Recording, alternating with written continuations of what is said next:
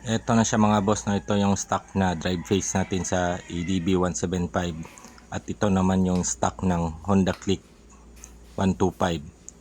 So sa mga nagtatanong, pwede ba talaga ilagay itong sa Honda Click na pulley?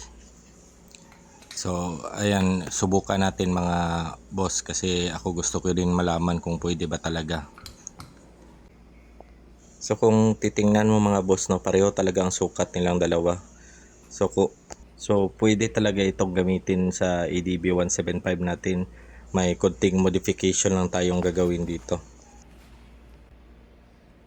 Ito mga boss, sinukat ko itong daanan ng belt niya. So 20.4 mm.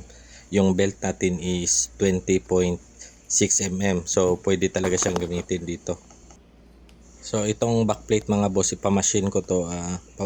Pabubutasan ko yan ng 17 mm. Ganun din dito sa kanyang collar. At ito na nga siya mga boss, no. Pinagawa ko na siya. Ito yung ang dalawang ito is stock ito ng Honda Click. So makikita nyo mas malaki na yung butas dito. Yung butas niya dito is 17 mm na. Kapareho ng natin, yung shaft natin sa ADB. So bibihira lang ang machine shop na pumatol nito mga boss, no, kasi sobrang tigas daw nito. So marami akong pinuntahan na machine shop. So siguro mga nasa 10 inayawan talaga ako. Tapos may isa na gusto niyang i-try pero 450 yung niya sa akin, yung singil. So sabi ko sige, natin. Tapos nagawa naman niya ito. Ayan. So kung wala talaga kayong makita na machine shop mga boss na pumayag nito, pwede naman yung sa yung sa stock natin na bushing ang gagamitin mo. So ito na lang ang palakihan mo ng butas. Palakihan mo ito ng 27 mm. 27 mm ata 'yon.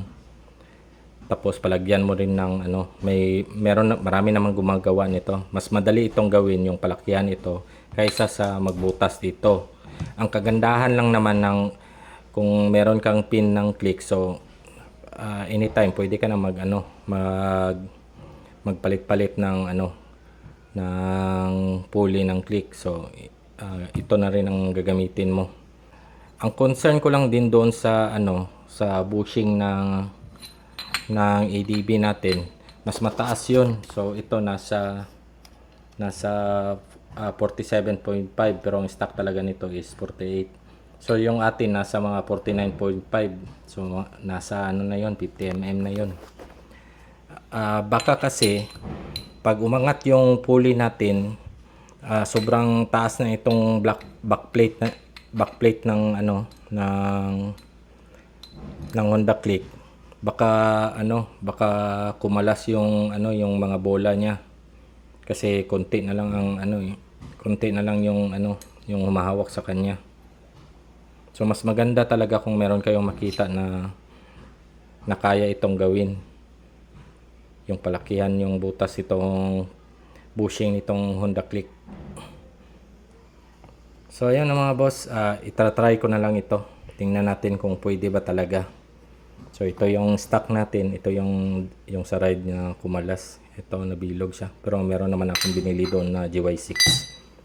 Ayan, kapareho lang siya ng laki. So mas maganda ata itong gamitin.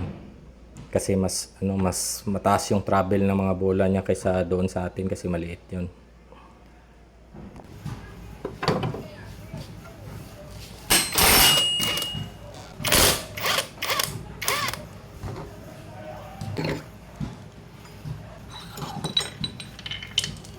Ito yung backplate ng Honda Click mga boss. So itatry natin kung sumakto ba.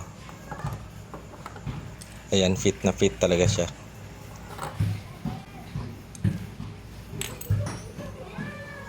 Itatry naman natin itong bushing ng Honda Click mga boss, yung pinagawa natin. Ayan, fit na fit din siya. So okay na okay.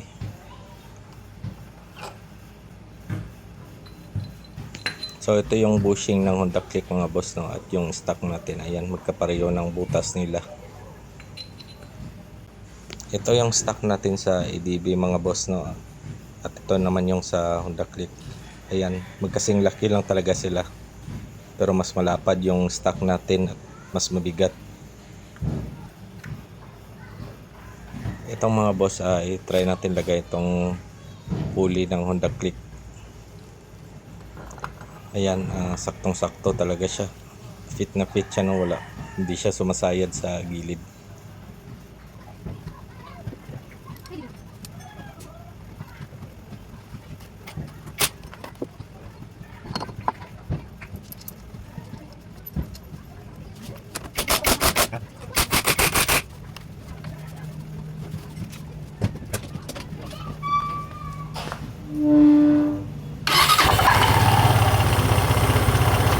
So ayan mga boss, gumana talaga siya. Pwede talaga gamitin itong pulley ng Honda Click sa atin.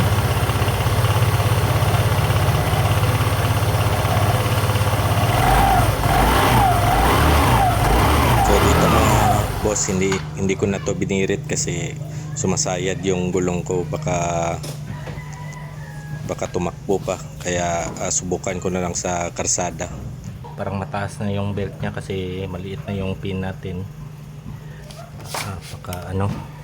Baka sumasayad yung belt dito. Hindi naman, hindi sumasayad. So, ito na yung stock natin mga boss, no? Ayan, Honda Click na yung dito,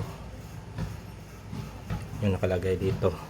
So hindi na tayo mahirapan magpalit ng mga slider sa susunod kasi Honda Click na lang bilihin natin. Ewan ko lang kung kakalas pa yung bola nito kasi duda ako nito eh. Yung stock natin 27mm pala. Yun. Pwede nyo palakihan yung sa click ng 27mm tapos ito na lang gagamitin nyo. Ayan, natapos ko na siyang nailagay. Nagdala ako ng gamit in case na masiraan ako sa daan.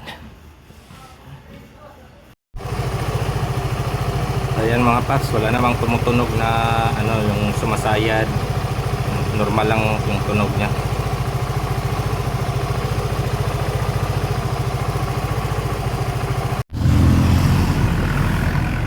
So dito mga boss, itatry ko dito yung top speed nito. Subukan natin.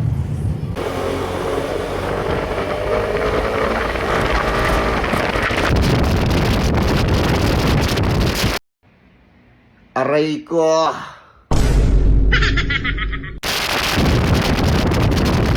So dito banda mga boss na medyo nagmiminor na ako kasi ang taas ng RPM niya.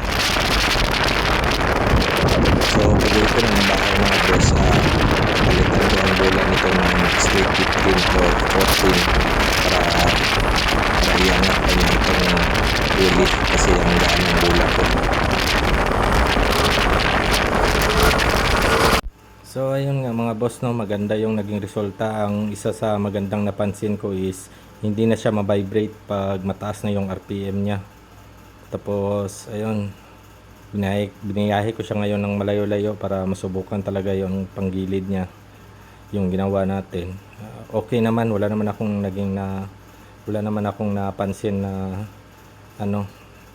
na parang sumasayad siya. Tapos solve na yung problema natin sa pulley. So pwede na yung Honda Click na pulley dito, pwede na yung slider, bola, pwede ka na rin mag greasing pulley. So yun lang mga boss, salamat. Please like and share.